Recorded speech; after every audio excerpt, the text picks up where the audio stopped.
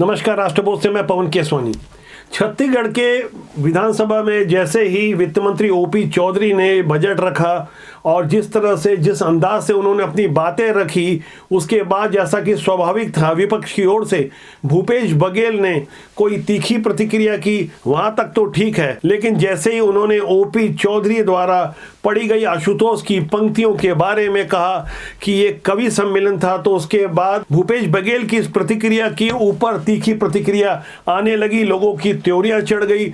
ये मामला क्या है, इसे हम गहराई से समझेंगे। उसके बाद भूपेश बघेल की इस चिढ़ और खींच की असल वजह को भी जानेंगे कि क्या वो पंक्तियां ही भूपेश बघेल की खींच का कारण थी या कुछ और भी पंक्तियां जो ओपी चौधरी ने विधानसभा में कही वो सीधे तौर पर भूपेश बघेल पर निशाना साधती थी। हमारे छत्तीसगढ़ के युवा प्रतिभा आशुतोष ने कहा है, कोई जो पूछे शौर्य का पर्याय तो तुम वीर नारायण गुंडाधुर की तलवार लिख देना। कोई जो पूछे शौर्य का पर्याय तो तुम वीर नारायण गुंडाधुर की तलवार लिख देना। कोई जो पूछे समानता का पर्याय तो तुम गुरु घासीदास महान लिख देना। कोई जो पूछे राम राम का पर्याय तो छत्तीसगढ़ी में जय जोहार लिख देना।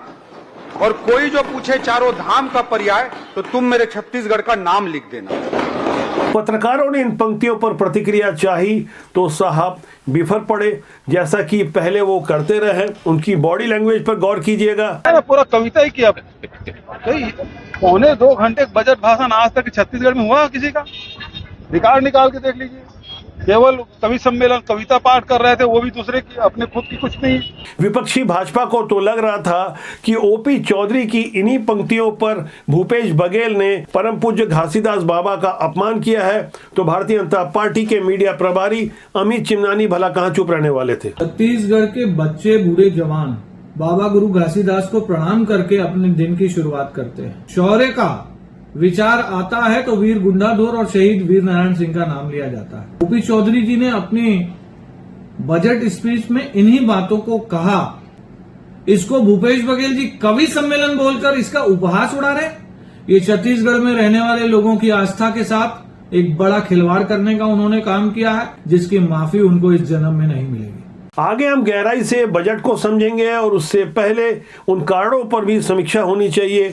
आखिर भूपेश बघेल की नाराजगी या खींच का कारण क्या था? 1,65,100 करोड़ रुपए का बजट प्रस्तुत करते हुए ओपी चौधरी ने कुछ और भी बातें कही जो सीधे तौर पर पुराने मुख्यमंत्री भूपेश बघेल को परेशान करने वाली थी। इशारों ही इशारों में उन्होंने परिंदों की आशियानों की बात करते हुए समझाने की कोशिश की कि किस तरह से छत्तीसगढ़ के 18 लाख गरीब परिवारों को पीएम आवास से वंचित रखा गया। हालांकि ओपी चौधरी ने इसका जिक्र तो नहीं किया, लेकिन उन्होंने जो पंक्तियां कही उस पर हम गौर करें तो बजट प्रस्तुत करते हुए वित्त मंत्री ने कहा, कितना खौफ होता है शाम के अंधेरे में, पूछ उन परिंदों से जिनका घर नहीं होते। अंधेरों से आंख मिलाने चला आया है जुगनुओं का कारवां, हम ढूंढ ही लेंगे अपने हिस्से की रोशनी। मशालें जलेंगी भी, राहें दिखेंगी भी, कुशासन की आंच में ठूट नहीं होगा, किसी का भी भविष्य जड़े सोख ही लेंगी।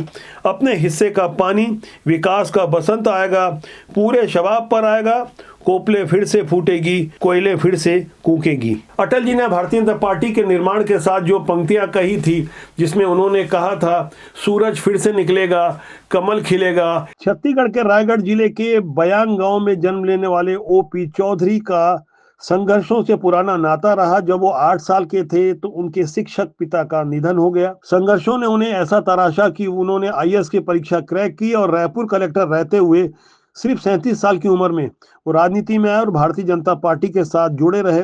शुरुआत में असफल रहे, लेकिन आज वित्त मंत्री के रूप में जब वो बजट प्रस्तुत कर रहे हैं तो उनमें उनकी प्रतिभा और क्षमता भी दिख रही है, क्योंकि 3 रात जागकर उन्होंने 100 पृष्ठों का अपने हाथों से लिखा हुआ यानी हस्तलिखित एक अद्भुत बजट तैयार किया है जिसकी चर्चा आज पूरे देश में हो रही है। ये पंक्तियां लगता है उसी से प्रेरित है।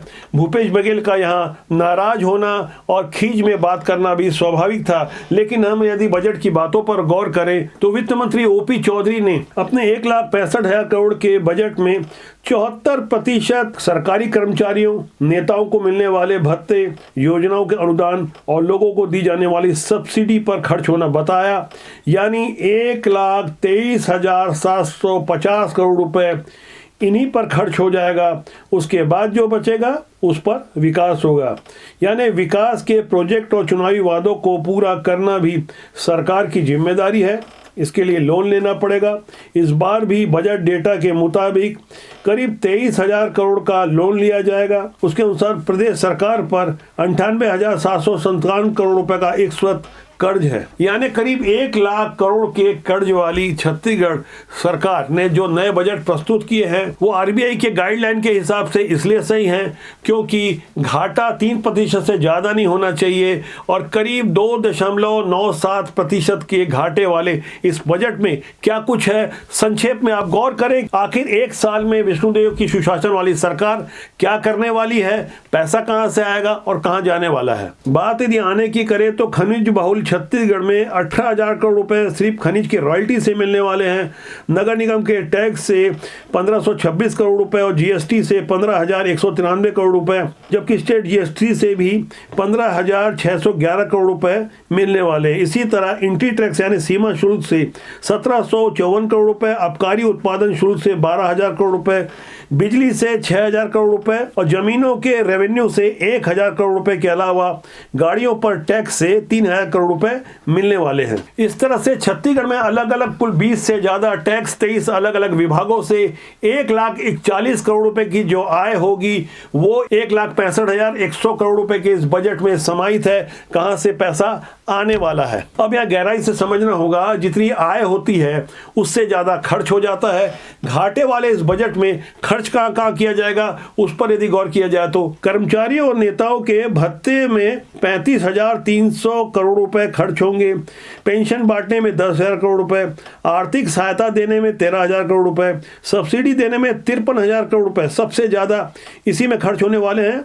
गौर कीजिएगा, सब्सिडी में 53,000 करोड़ रुपए खर्च होने वाले।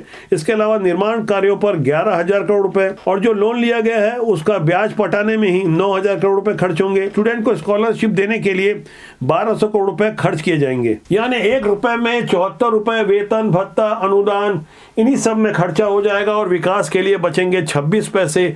इसी से विकास होगा। पुल पुलिया रोड का निर्माण इन्हीं 26 पैसों में होगा। विश्लेषण की शुरुआत में जो मैंने भूपेश बघेल का जिक्र किया था, दरअसल उनके खींच की और भी कई वजह हैं। उनके विरुद्ध जो मामले मुकदमे दर्ज हुए हैं और उन्होंने पिछले विधानसभा चुनाव में बहुत छोटी सी अपनी आय संपत्ति वगैरह बताई थी, उससे कहीं ज्यादा प्रमाणित हो सकती है। जैसा कि भूपेश बघेल कई मामलों के आरोपी, उन्हें अच्छी तरह से पता है कि मंजे हुए पॉलिटिशियन होने भर से काम नहीं होता, क्योंकि कानून उससे कहीं ऊपर होता है। जिस तरह से कभी भी भूपेश बघेल के ऊपर उस कानून की गाज गिर सकती है और गिरफ्तारी भी हो सकती है।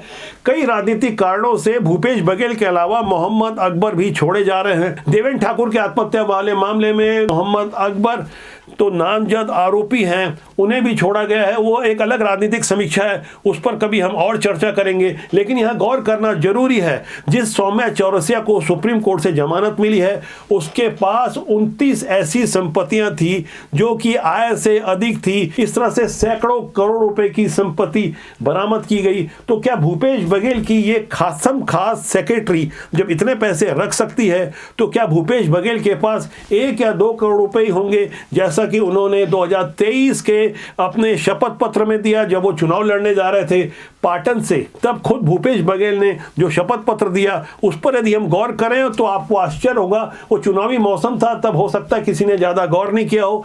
आज एक बार फिर हम भूपेश बघेल की उन्हीं संपत्तियों का जिक्र कर रहे हैं जिन्हें खुद भूपेश बघेल ने घोषित किया है। चुनावी हलफनामे के मुताबिक भूपेश बघेल के पास 2023 के विधानसभा चुनाव के पहले 1,08,78,000 रुपए की सकल संपत्ति थी, जैसा कि उन्होंने शपथ पत्र में बताया। इसके अलावा उनकी पत्नी मुक्तेश्वरी बघेल के खाते खाते में 1,38,15,326 रुपए हैं। इसी तरह भूपेश बघेल ने बताया कि उनके पास 10 तोला सोना है और पत्नी के पास सिर्फ 40 तोला सोना है। गौर करने वाली बात यह है कि यदि हम एक उंगली उठाते हैं तो बाकी की 3 हमारे तरफ होती है, और यदि हम किसी के माथे पे चंदन लगाते हैं तो खुशबू हमारे हाथ से भी आती है। यानी जैसा करोगे वैसा भरोगे, जैसी जिसकी दृष्टि वैसे उसकी सृष्टि। राजनीति की ऐसी नूरा कुश्ती को भी आम जनता खूब समझने लगी है, पहले से कहीं ज्यादा जागरूक हो चुकी है। इसलिए अच्छे लोगों को राजनीति में लाने के लिए हम भी प्रमोट करते हैं, आप भी कोशिश करें जिससे देश और समाज का भला हो। हमारा मानना है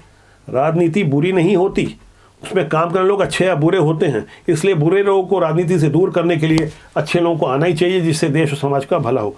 आज के लिए इतना। मेरा आपसे आग्रह है चैनल को देखें, लाइक करें। बहुत जल्दी मेरी आपसे फिर मुलाकात होने वाली है। नमस्कार।